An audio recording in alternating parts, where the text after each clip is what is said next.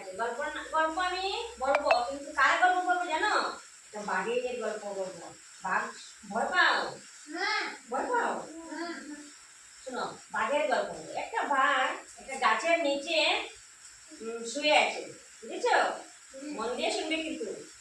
বাঘটা গাছের নিচে শুয়ে আছে, আর এমন সময় একটা মাছি, মাছি ছিল তো ছোট, মাছিটা এসে বাঘের কানে ঢুকে গেছে উড়ে উড়ে। হ্যাঁ মনীষা শোনো, তো মাছিটা কানে ঢুকে গেল। বাঘ কি করবে? মাছিটা তো কানের ভিতরে ঢুকে গুড়গুড় গুড়গুড় গুড়গুড় গুড়গুড় করছে, নড়াচড়া করছে। বাঘের তো আরাম লাগছে না। হ্যাঁ, বাঘটা কি করবে? শান্তি পাচ্ছে না। বাঘটা গিয়ে জলে ডুব দেয়, মাছি তার বেরোয় না। তারপরে সৃষ্টি হতে দেবো। তারপর কি করবে কি করবে, শান্তি পাচ্ছে না। একটা কিছু দিয়ে কুচা উচা দিয়েছে, না মাছি তার বেরোয় না। তারপর ইঁদুর ভাইয়ের কাছে গেল। ইঁদুর দিয়ে বললো, ইঁদুর ভাই আমার কানে একটা মাছি ঢুকে গেছে, আমার কানে মাছিটা বের করে দেব। বুঝেছো? কাকে বললো? বাঘ কাকে বললো? ইঁদুরকে। তো ইঁদুরকে বললো যে আমার কানের মাছিটা বের করে দাও, তোমাকে একটা বকশিস দেবো। বলো ঠিক আছে, আমি বের করে দেবো, তুমি শুয়ে থাকো। তখন বাঘ শুয়ে পড়লো, আর ইঁদুরটা কি করলো? বাঘের কানে ঢুকে গিয়েছে। বললো আমি গিয়ে মাছিটাকে খেয়ে ফেলবো, তারপর তো মাছি মরে যাবে। তো ইঁদুরটা বাঘের কানে ঢুকে গিয়ে মাছিটাকে খেয়ে ফেললো। বুঝেছো? কে খেয়ে ফেললো? ইঁদুর। ইঁদুর খেয়ে ফেললো মাছিটাকে। তখন ঢুকতে তো সুন্দর করে ঢুকে গেছে, মাছিটাও খেয়ে ফেলেছে। এখন ইঁদুরটা কি করে বেরোবে? বেরোতে তো পারছে না।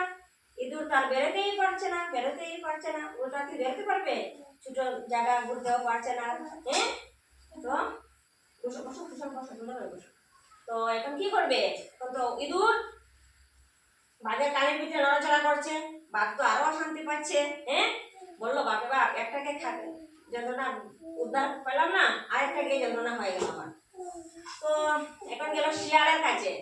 বাঘ গেল শিয়ালের কাছে। কার কাছে গেল? শিয়ালের কাছে। কে গেল? বাঘ। বাঘ গেল শিয়ালের কাছে। বলো শিয়াল পণ্ডিত মশাই, আমার কানে তো একটা মাছি ঢুকেছিল, তো মাছিটাকে খেতে ইঁদুর ঢুকেছে, আর ইঁদুর মাছিটাই খেয়ে ফেলেছে, কিন্তু ইঁদুর তো এখন বেরোচ্ছে না, আমি এখন কি করবো? একটা বুদ্ধি দাও আমাকে। তখন বললো শিয়াল পণ্ডিত বললো, ঠিক আছে তুমি বকের কাছে যাও, বকের লম্বা টুট আছে, লম্বা টুট দিয়ে ইঁদুরটাকে চিপা দিয়ে বের করে আনবে। বুঝেছো? তো বকের কাছে গেল বাঘ। বললো বক ভাই আমি তো মহা বিপদে পড়ে আছি, আমার একটা সাহায্য করো, তোমার একটা সাহায্য লাগবে আমার। বললো কি হয়েছে? বললো আমার তো কানে একটা ইঁদুর, এটা তোমার টুট দিয়ে লম্বা টুট দিয়ে এটা বের করে দাও। বক কি বলো জানো? বক বলেছে তুমি একটু বসো, আমি এখন মাছ খাচ্ছি, জলে আমি মাছ ধরছি, আমার পেটে অনেক ক্ষুধা, আমি মাছ খাবো এখন, তারপরে তোমার ইঁদুরটা বের করে দেবো, তুমি একটু বসো। বলো ঠিক আছে আমি বসছি, তুমি আমাকে তাড়াতাড়ি বের করে দাও। মানুষ কোন দিকে? তারপর বাঘ বসে আছে। হ্যাঁ, বাঘ বসে আছে, বললো বক মাছ খেয়ে আমার ইঁদুরটা বের করে দেবে। তো বকের একটু পরে মাছ খাওয়া শেষ হয়ে গেল। শুনছ? মাছ খাওয়া শেষ হয়ে গেল।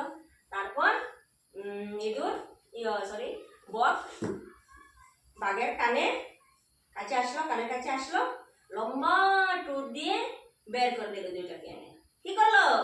ইঁদুরটাকে বের করে এনে দিল লম্বা টুট দিয়ে। হ্যাঁ, তো লম্বা টুট দিয়ে ইঁদুরকে বের করে দিল বক। তো বাঘ তো খুশি, ইঁদুরটা বের হয়ে গেছে। এখন বাঘটা কি মনে মনে ভাবছে জানো, যে বক আমাকে এত সময় বসিয়ে রেখেছে, আমি বককে বললাম আমার ইঁদুরটা বের করে দাও, আর বক আমাকে ভয় না পেয়ে ও মাছ খাচ্ছে, আমাকে বসিয়ে রেখে বক মাছ খাচ্ছে, মাছ ধরছে, তারপরে আমাকে দেবে, ওর এত বড় সাহস বকের। বাঘের মনে মনে রাগ উঠেছে। বুঝেছো? হ্যাঁ, রাগ করে কি করলো? বাঘ বককে খেয়ে ফেললো। বককে খেয়ে ফেলেছে। বুঝেছো? কাকে খেয়ে ফেলেছে? বককে। বাঘ খেয়ে ফেলেছে। তারপরে যখন খেয়ে ফেলেছে, তখন বকের যে লম্বা টুট আছে না, বাঘের গলায় লেগে গেছে। বুঝেছো? বকের লম্বা লম্বা টুট না, বাঘ যখন গিলবে ওটা, তখন আর দিতে পারেনি, গলায় আটকে গেছে। বুঝেছ? বকের লম্বা ঠোঁট আটকে গেছে, এখন তো আর বাঘ শান্তি পাচ্ছে না। সৃষ্টি সৃষ্টি এখন বাঘ শান্তি পাচ্ছে না, তো বাঘের গলায় বকের ঠোঁট লম্বা হয়ে আছে, এখন বাঘ কি করবে? তো বাঘ আবার গেল শিয়ালের কাছে, বললো শিয়াল ভাই আমি তো মহা বিপদে পড়ে গেছি। বললো কি হয়েছে? বললো আমার ইঁদুর তো বের করে দিয়েছে বক, কিন্তু আমি তো বককে খেয়ে ফেলেছি, আর বকের লম্বা দুটো ঠোঁট আমার গলায় লেগে আছে, আমি এখন কি করব? বলো ভালো হয়েছে তুমি তুমি বককে কেন খেয়ে ফেলেছো? বক তোমার উপকার করেছে, বক তোমার উপকার, তুমি খুশি হবে, বককে বকশিস দেওয়া উচিত তোমার, কিন্তু তুমি বককেই খেয়ে ফেলেছো। যে তোমার উপকার করেছে তুমি তার অপকার করেছো, তুমি কৃতজ্ঞ, তুমি ভালো না, তোমার এরকম শাস্তি পাওয়া উচিত। শিয়াল বলল ঠিক আছে না? শিয়াল কি বললো? বলো তুমি তুমি তুমি উপকারে অপকার করেছো, উপকারে মানে কৃতজ্ঞ হওনি, তুমি তুমি কৃতজ্ঞ না, যে উপকার করেছে তাকেই তুমি খেয়ে ফেলেছো, তাহলে তোমার শাস্তি পাওয়া উচিত। হুম, তখন তখন আর বাঘ কি করবে? বাঘ চুপচাপ বসে রইল। তখন তোমরা একটা গল্পতে কি বুঝলে বলো তো? গল্পটা শুনে কি বুঝলে? যে উপকার করে তার কোনোদিন আমরা ক্ষতি করব না, ক্ষতি করতে নেই, বুঝেছো? যে তোমার কোনো সাহায্য করবে তার ক্ষতি করতে নেই, তার ভালো করবে, তার অপকার করতে নেই, বুঝেছো?